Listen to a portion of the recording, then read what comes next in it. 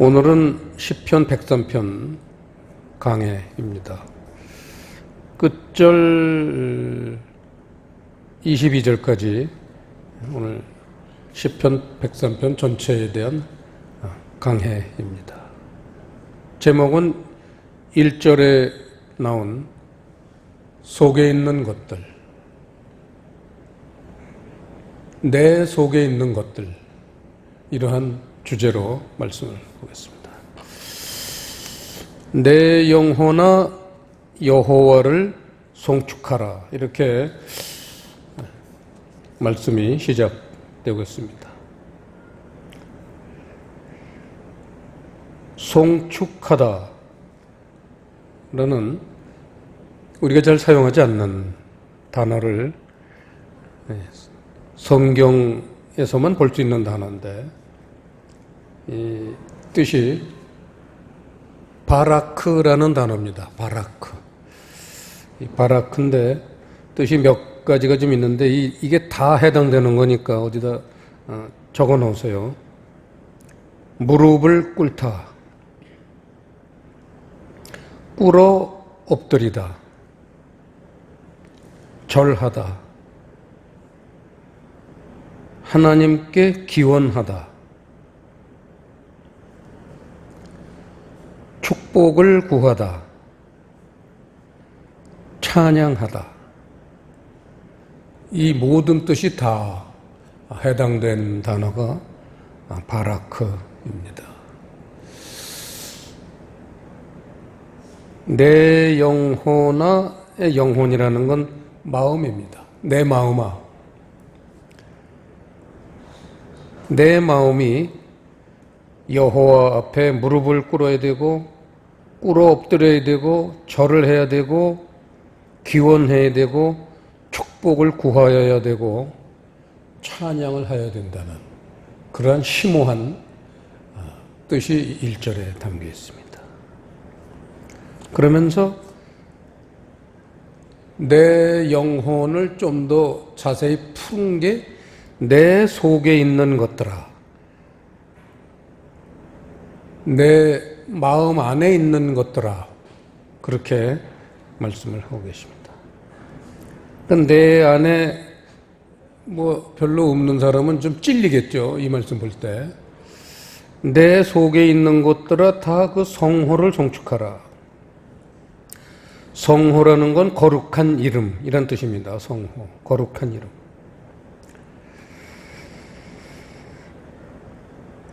이름을 송축하라.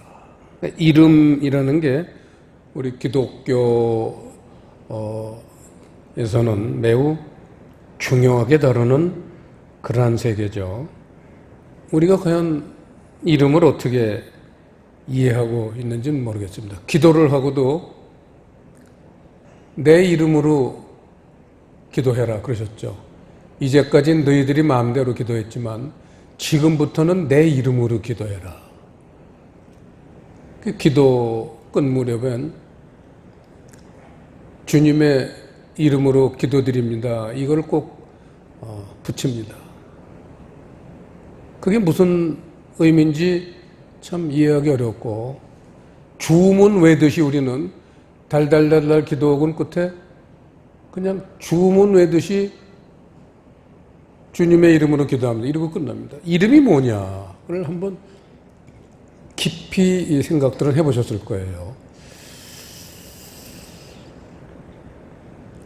우리가 상식적으로 생각해 보세요.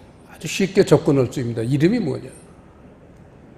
우리가 누구 얘기할 때 어떤 사람의 이름을 이렇게 대면 그 자리에 없지만 그 사람 이름을 누가 이렇게 이제 내놓으면, 그러면 그 사람이 연상이 되죠. 그 사람의 뭐가 연상되냐면 그 사람의 모든 어떤 행동거지, 언행이나 그 사람의 세계가 이렇게 우리에게 연상이 됩니다. 바로 그거예요. 주님의 이름을 우리가 떠올린다면은 그거는 그분의 세계가 우리에게 연상이 되어야 되는 거죠. 그걸로 기도를 해야 된다는 거예요. 그런 얘기죠. 속에 있는 것들로 송축한다. 이게 오늘 말씀의 하이라이트입니다.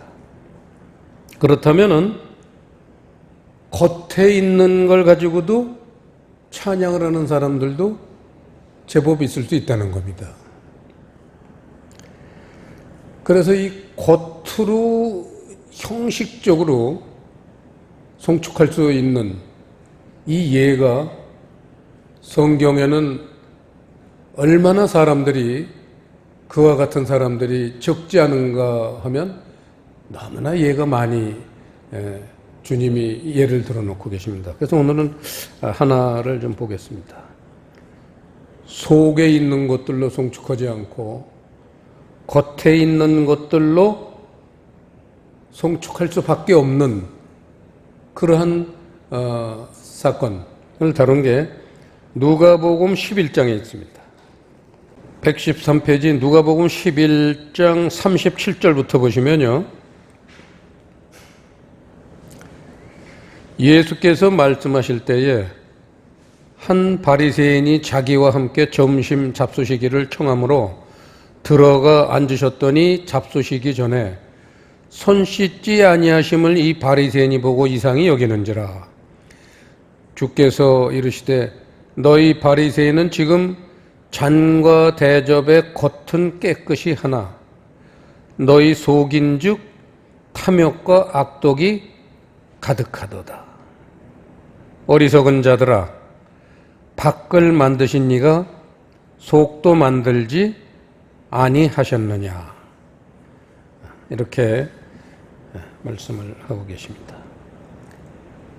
이 속에 있는 것을 주님이 투시경으로 그 바리새인이라는 사람들 그 마음을 들여다보니까 탐욕과 악독이 가득하다는 거죠.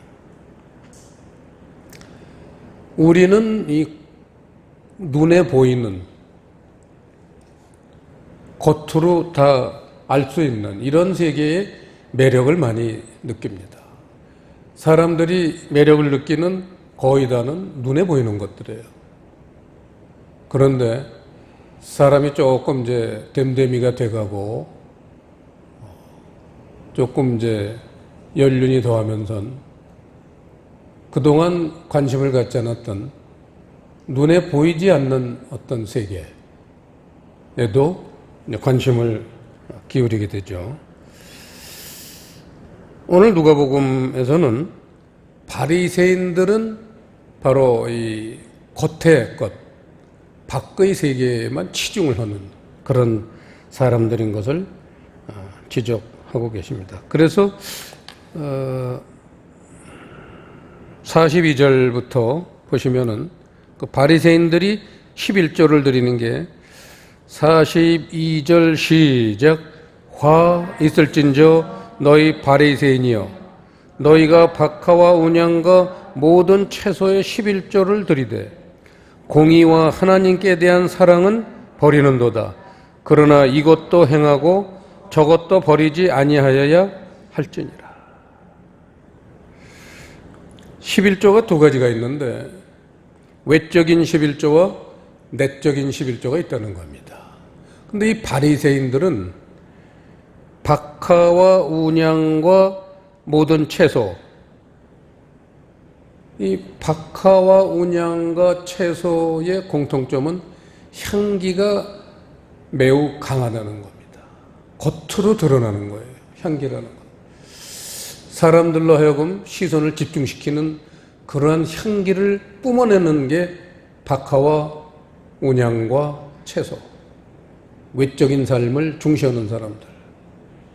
외적인 삶을 중시하다 보니까 사람들 눈에도 띄게 됩니다. 그 사람이 하는 외모라든지 뭔가 시선을 집중시키게 돼 있어요. 그런데 이 바리새인들은 외적인 11조는 드리는데 내적인 11조, 마음의 11조는 못 드리고 있다는 거예요. 그게 공의와 사랑입니다. 그래서 주님 말씀은 둘 다 드려야 된다. 그런 말씀을 하고 계십니다.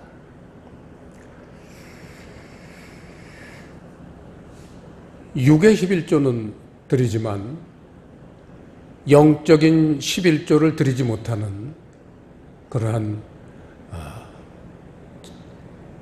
부족한 사람들 얘기입니다.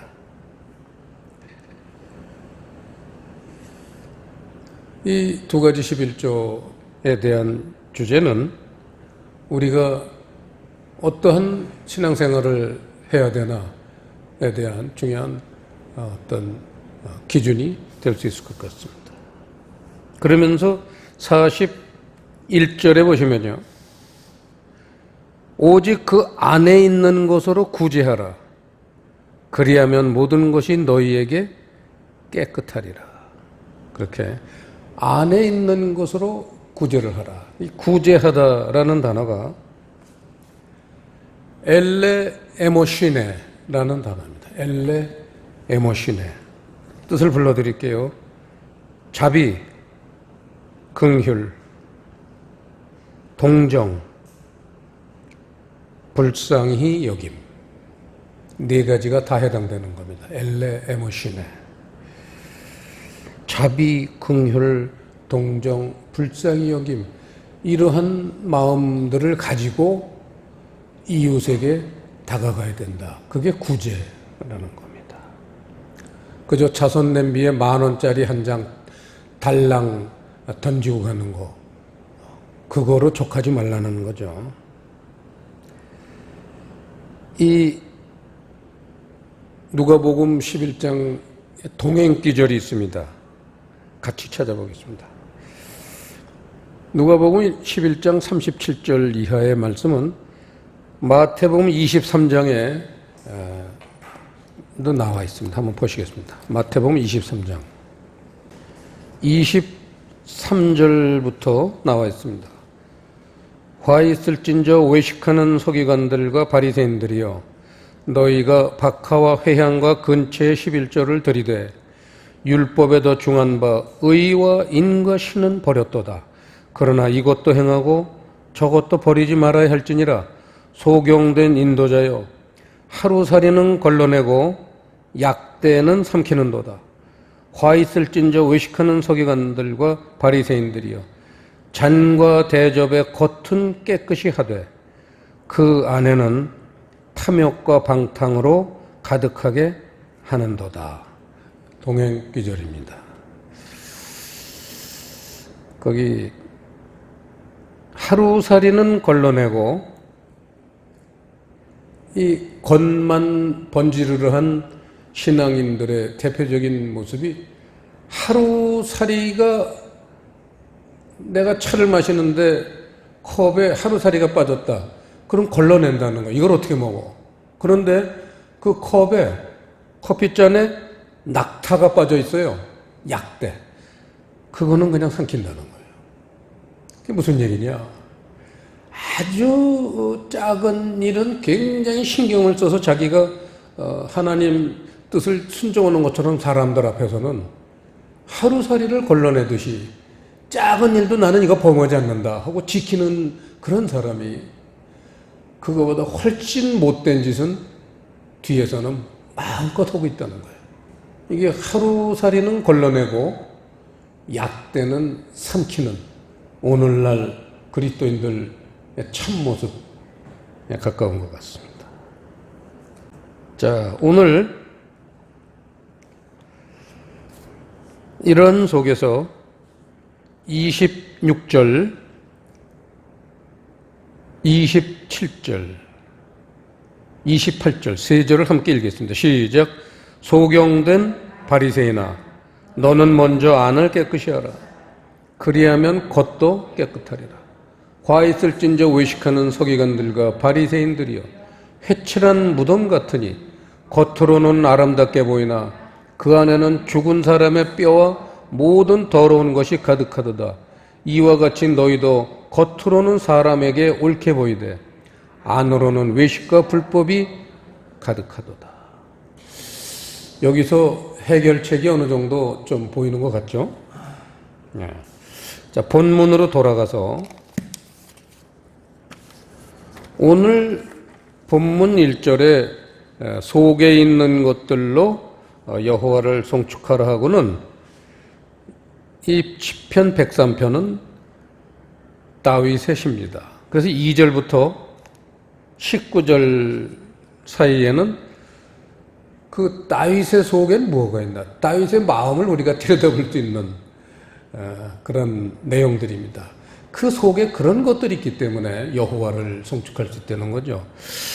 그래서 쭉 한번 나중에 이렇게 묵상해 보시기 바랍니다. 얼뜻 보면 2절에는 은택이라고 나오고 3절에는 죄사함, 병고침, 또 4절에서는 파멸될 거를 건지시고 인자와 긍휼을 베푸시고 뭐 쭉 그렇게 나오면서 그 8절에 보시면은 자비, 은혜, 노하기를 더디하신다, 인자하심 쭉 나가서 11절에는 하나님을 경외하는 마음이 있다는 겁니다. 그러한 것들이 다윗의 속에 있는 것, 그 속에 있는 것들이 다윗은 제법 있습니다. 그러니까 참 아주 눈물나게 여호와를 송축할 수 있겠죠. 자, 오늘 말씀의 이제 끝 부분으로 들어가겠습니다. 중요한 거는 뭐냐면 어떻게 보면 우리도 다윗처럼 뭔가 속에 여호와를 송축할 수 있는 건더기들이 있어가지고 정말 하나님이 이렇게 찬양을 받으실 때 기쁘시게 받을 수 있는 그러한 내용들이 우리 마음 안에 간직이 되어야 되는데 어떻게 하면 그런 게 우리 마음 안에 자리를 잡을 수 있느냐, 그거를 시편 오늘 103편에 20절, 21절 두 절에서 그 중요한 가르침을 주고 계십니다. 먼저 20절을 보시면요, 시작. 능력이 있어 여호와의 말씀을 이루며 그 말씀의 소리를 듣는 너희 천사여 여호와를 송축하라.